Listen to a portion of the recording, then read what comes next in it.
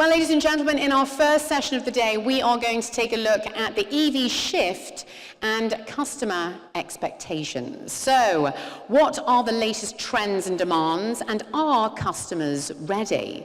Well, according to reports, EVs are leading the way as the most promising contender in the pursuit of sustainable transportation. And customers are drawn to electric vehicles that are futuristic looking, mechanically advanced, and filled with digital innovation. So it's time now to take a look at the accelerating demand, acceptance, as well as affordability of electric vehicles. In this session, we're going to take a look at the global and regional trends, and here to share these insights, please do join me in welcoming our first speaker, Walt, Madeira, Principal Analyst for EMEA Vehicle Forecasting Group at S&P Global. A very warm welcome.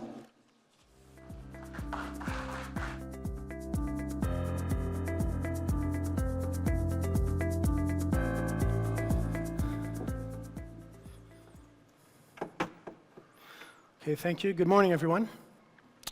Thank you for the introduction. So, as was mentioned, I work at S&P Global as a principal automotive analyst, and I will be presenting our outlook for electric vehicles both globally and regionally. So, who is S&P Global? Everyone knows us from our indices, the S&P 500, and our ratings division. We also have a market intelligence economists unit, but we also do mobility. And we've been tracking all the data in the automotive industry for more than 100 years. And with this information, we've been sharing it with our clients, analyzing it, and supporting them in future decisions.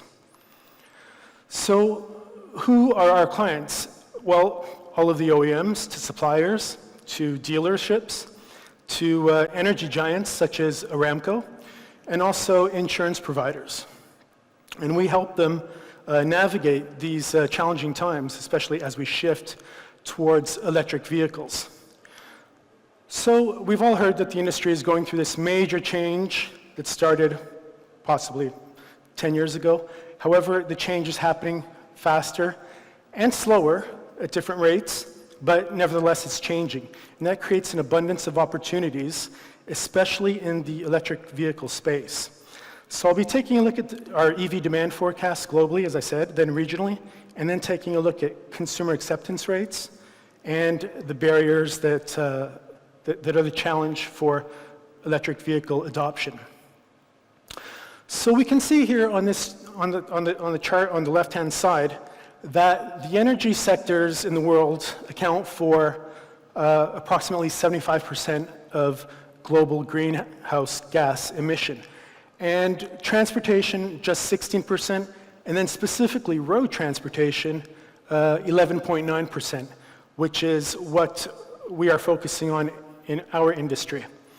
On the right, we can see the major countries and their economies in the world, and also the European Union, and where they are in terms of million tons of CO2.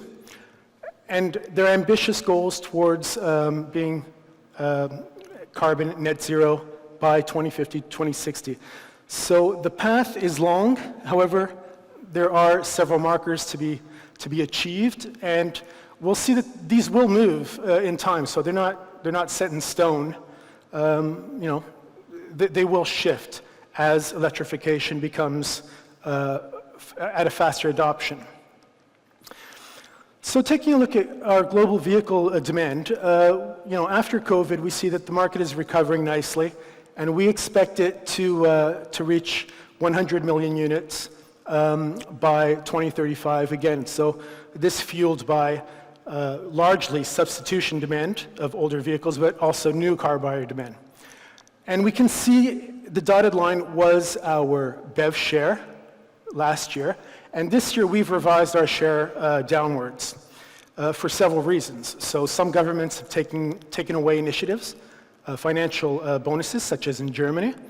But nevertheless, we expect the growth curve to remain quite steady as new, more affordable electric vehicles reach the market in the next few years. And we can also see that this growth trend will happen at different speeds depending on the regions. So if we take a look here, we can see in Europe where we see the fastest growth, achieving approximately 90% by 2035. Now, as we know, the EU has the goal of achieving 100%, so it's not a mistake. The little IC at the top, that's Russia, Ukraine vehicle sales, which are not part of the European Union. Then we have Greater China, which is growing at a much more modest pace. However, China, because of its size, the volume of electric vehicles is far greater than in Europe. North America also, in our baseline scenario, we expect no change in their policy, and that's why we have rapid growth in 2030, 2035. Now, depending on the elections in November, if, for example, a Donald Trump administration is successful in becoming president, there's highly likely to be some change with the electrification strategy, and that should come down. And then we have the Middle East and Africa, basically starting from zero really last year, but experiencing quite a high percentage growth towards more than 20% by 2035. So quite surprising growth there. So what's happening right now so we track the BEV registrations per month, and we can see that there is a slowdown right now in the US and in Europe. And, is this just a bump in the road, or will it continue to grow after a few months, or is it a supply issue? We believe it's a mix of all of these, okay? So it's just, you'll see further on in the presentation how we can explain this slowdown in the adoption of battery electric vehicles. And again, just taking a look at globally now in terms of volumes, not shares, just this year versus just 6 years from now, we can see quite astounding growth and opportunities here for electric vehicles. Specifically, we have the Middle East, which includes Israel, but we can see going from approximately 100,000, 80,000 units this year to approximately 400,000, so growing 4 times the size in the next 6 years. And in 2030, we're on track to having 35 million battery electric vehicles globally, so quite a sizable number. So now taking a look at the Middle East and the Gulf, here's our forecast. Again, we had a low in 2020 due to the COVID pandemic, but we've recovered very nicely, and we expect the market to be around 3 million units. But again, our BEV share forecast has been revised downwards. In the short term, due to fewer models being launched, some models being delayed, OEMs are kind of taking a bit longer to launch these more affordable vehicles. But in the longer term, we expect quite a sharp growth, especially as, for example, Sear comes to market and has a greater adoption from 2030 onwards. Just looking at the registrations now, we can see that who's dominating the EV market at the moment. Largely Tesla, for sure, and now we have BYD and Geely. And at this event, we can see more newcomers, Zeekr, etc. At the end of the hall, which will make their mark in this region. So just to put into context for those of us in the Gulf, largely 1 in every 3 vehicles sold is a Toyota. So Toyota is the dominant OEM in the region with the highest consumer preference. But then we see big gains from Hyundai and Renault, Nissan, Mitsubishi Group following. And then we can see, for example, Tesla coming on board in 2019 and growing marginally. But let's just take a look at EVs here. Okay, so EVs in the Gulf, completely Tesla has the lion's share of the market. But we can see that now from 2024, their market share will drop significantly. And that's because of what I just said, these new players in the hall, Lucid, BYD, Chery, all these electric vehicle players, Zeekr, coming to the market and stealing share away from Tesla. So if we look at just from 2025 now, so same chart before, but now just 2025 until 2030, this is our forecast for electric vehicles in the region. And you can see in the black line the really sharp growth curve of SEER due to their more affordable electric vehicles in the kingdom. So the Gulf region, as we all know, two countries really will shape the trends going forward. So the UAE and Saudi Arabia account for most of the vehicles, and as a result, they will drive the trends going forward. So taking a look at specifically just the UAE, this is our forecast for electrification and electrified vehicles. We have in green the BEV share, followed by, in orange, the full hybrids. And we can see them both growing simultaneously because more and more of these vehicles will come onto market. And as I said, Toyota, who is the dominant player in the region, is really invested in full hybrid electric vehicles. And for a lot of consumers, that's what makes the most sense for them. However, we see the BEV penetration growing quite markedly because Toyota is also launching into electric vehicles. So they're not asleep. They're following the trend. They're just giving the market what the market wants, and they're not going full in before they need to. The blue line is plug-in hybrid electric vehicles. So why do they come down? They kind of grow and then they come down. That's because we don't look at only sales. We look at production.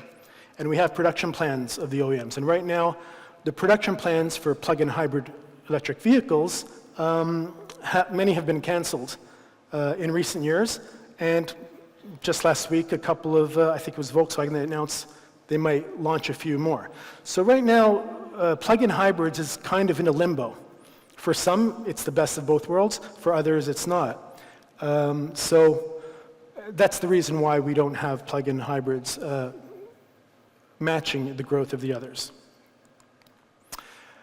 Now, specifically, this is just one segment, which is SUVs. So we know that in the Gulf, consumers prefer, and they prefer SUV vehicles over cars, much like globally in the US, Europe, etc.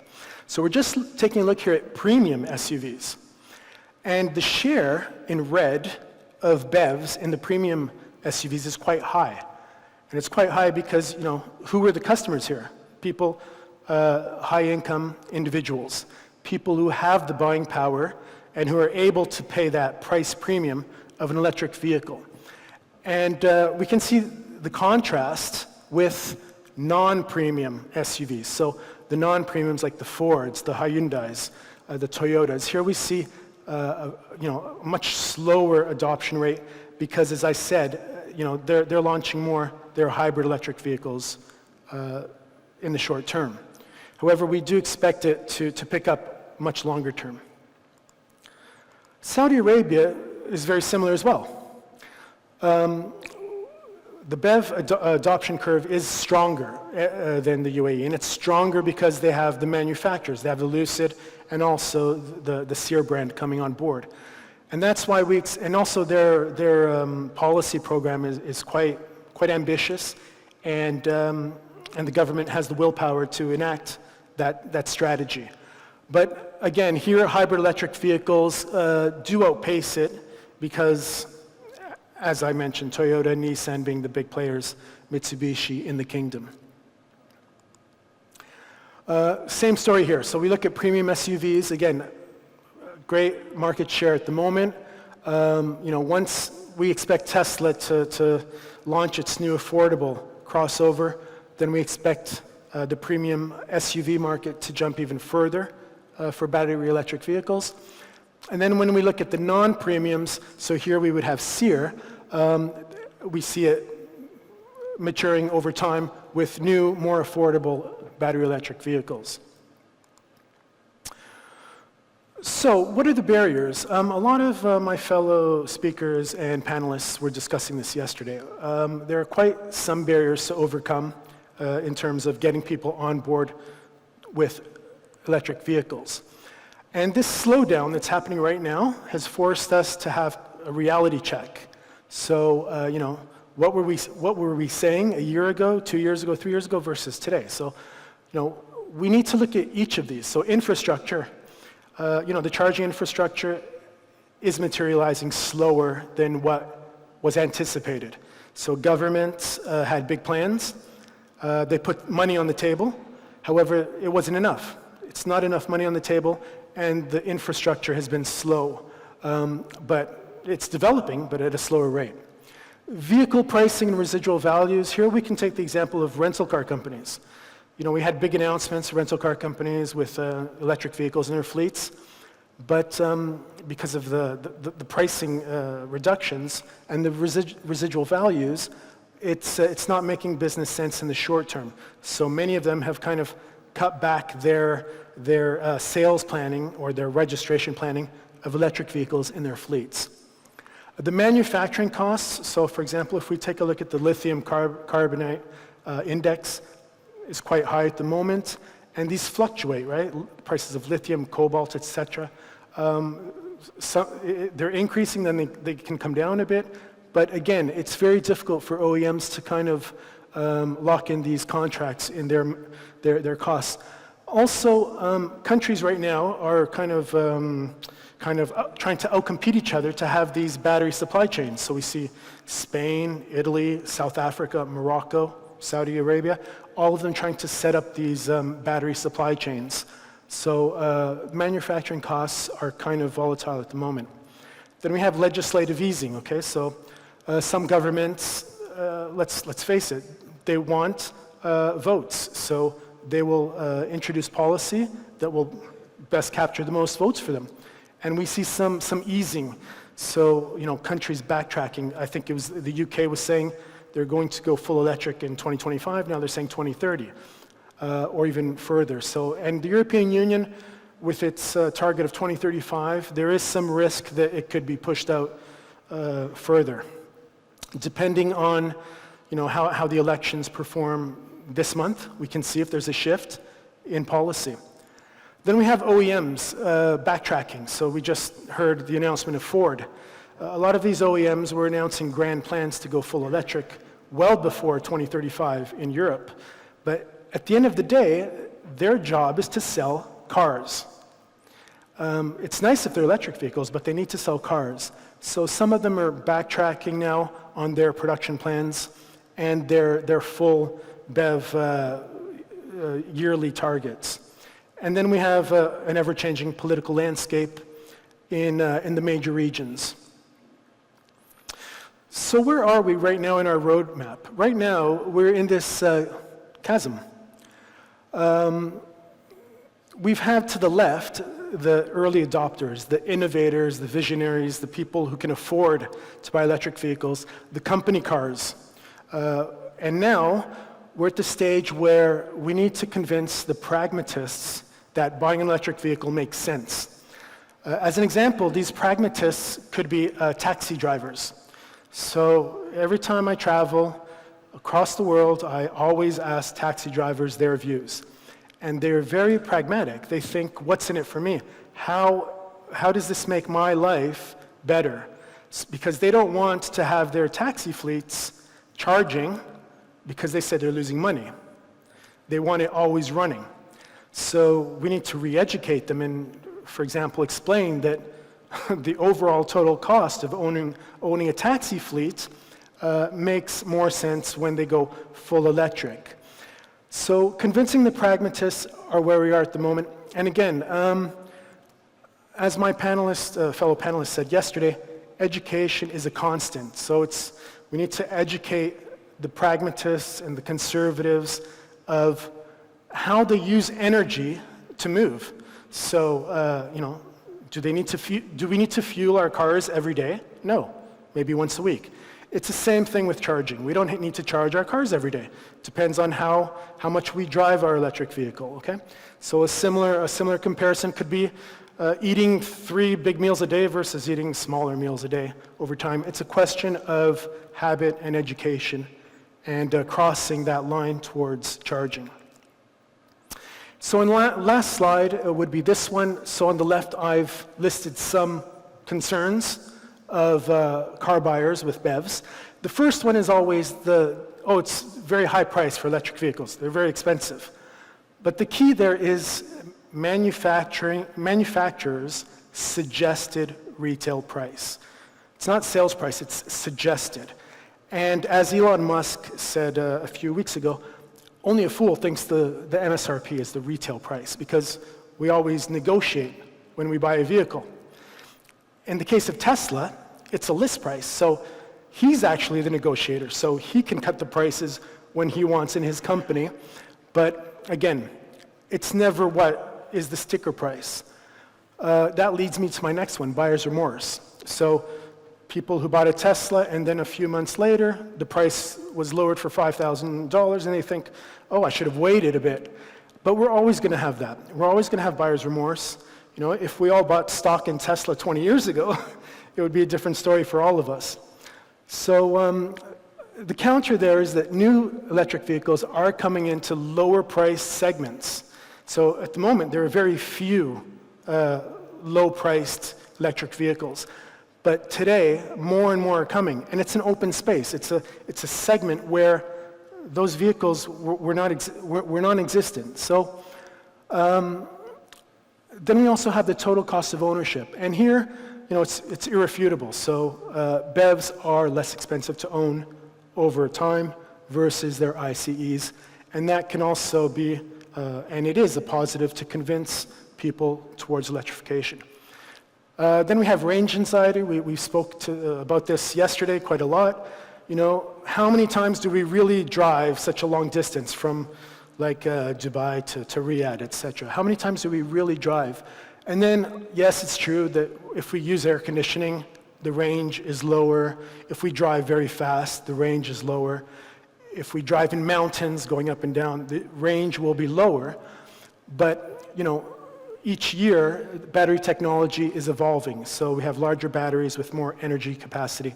And also solid-state batteries. There's been a lot of discussion there where we will have even more range of, you know, more than 1,000 kilometers. We had a presentation yesterday of Lucid, one of their vehicles having that capability.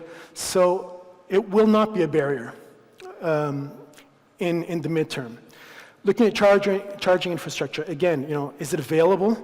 Where is it? Can I see it everywhere? Do I have to look for it? Then when we get there, is someone charging? So do I have to wait for 3 or 4 people to charge before me? And then are they actually operational? So are they maintained and being used? And here the only solution is really build it and they will come. That's the only solution. They have to be ubiquitous. They have to be everywhere. We have to be able to charge our vehicles like we go to an ATM machine, okay? They need to be everywhere. And only then will people say, okay, yeah, I have no real cost in charging the vehicle or disruption to my lifestyle. Battery life versus ICE life. So yes, you know, a car lasts more than 20 years. However, you know, battery life technology is increasing. So right now, after 10 years, a battery should have 80% of its capacity. However, you know, technology is evolving. This will further improve, and some people are still waiting. They're still waiting to see, you know, how electric vehicles perform after 10 years, after so many miles. Then we have energy prices and comparisons of electricity versus fuel in the future. Again, we track this, but we can't be too sure. Electricity right now is less expensive than fuel costs, and definitely if we charge in our homes, but we'll monitor this to see if it changes in the future. And then lastly, you know, right now a lot of people are testing electric vehicles as the second car in the household, so the weekend car, or the car for their kids who just travel around the household, the house area. And you know, this will be a very important experience to see how seamless charging is and how to adapt a battery lifestyle in order for all of the vehicles in the household to become battery electric. So with that, thank you for your time, and I'll take any questions if there are any. Hello, sir. Hello, good morning. In my belief, I think the main issue that will encourage people to switch to electrical vehicles instead of fuel car is about the charging time. So I would like to ask, there were two news came out that there is a new technology for battery. Instead of using lithium ion, they are going to use a new technology like carbon ion or silica. This will enhance a lot of the time required for charging. And there was also another technology about the swapping battery for the vehicles. So I would like to ask, how is the manufacturers moving towards these, adopting these technologies? The OEMs. Yeah, the OEMs. Well, when we charge our vehicle, we can hook it up to the fast charger, but the electric vehicles, you know, they're all designed and built to be able to charge into the infrastructure. So if it's a faster charger, if it takes less time, they should function perfectly. Like the faster charger right now will take a car around 40 minutes. To convince someone to leave a fuel car that is totally refueled in 5 minutes or less to a 40 minutes, this is something that will require some time. Yes, Yeah. yes, I agree. Yeah, but what we heard about, there are batteries going to be made out of carbon, and this can withstand higher energies, and you can charge it at higher capacities, and it will take much lower time. So I wanted to ask about this. Also about the concept we are seeing right now in the motorcycles, electric motorcycles, about swapping batteries. You finish your battery charge, you swap it, you replace it with a new one. This also will so much reduce the time of charging. Yes, okay, thank you. They're good questions. So starting with the second one, yes. So if for battery swapping, it's a good solution. Like the motorcycles is different because you take the battery outside the motorcycle and you charge it in your house, which is quite clever. We don't look at motorcycles, but it's an interesting market, interesting technology. In terms of cars, all the batteries would need to be for swapping to be successful. All the batteries would need to be located in the same area in the chassis for it to be seamless. And you know, I don't think OEMs have gone to that point yet. That's sort of like you know, when you fuel your car in gasoline, it's either at the back of your car, the left or the right, right? It's never, you know, it's rarely in the front. So it would be a matter of them getting on board and agreeing to where the battery would be, so it could be easily swapped, like you say, in 5 minutes. In terms of the battery technology, that's really not my area of expertise. I can get back to you on that one, okay? Okay, thank you. Oh. So the good presentation, so good insight in the Thank you. presentation. So the continuation with the battery swapping, right? Is there any possibility adopt a payload technology? Like payload means it is something available in the car if car is fully discharged. So we can go and plug that another additional battery. At least go. Can you speak in the speaker? Yeah. So the car can be have like a payload capacity, the additional slot to add that new battery. At least it can drive another 200 kilometers kind of thing. So that can help instead of changing the battery, we can able to accommodate somewhere like in petrol station, those things, they have the additional battery, same slot kind of thing. So we can able to add, right? So that can be very easy to do adaptation of the battery. So your question is if that can happen? Yes, it going to happen or? I haven't heard anything at the moment. I mean, it's a possible solution to extend the range. Yeah, sure. Okay, Yeah. thank you. Okay. Okay, thank you.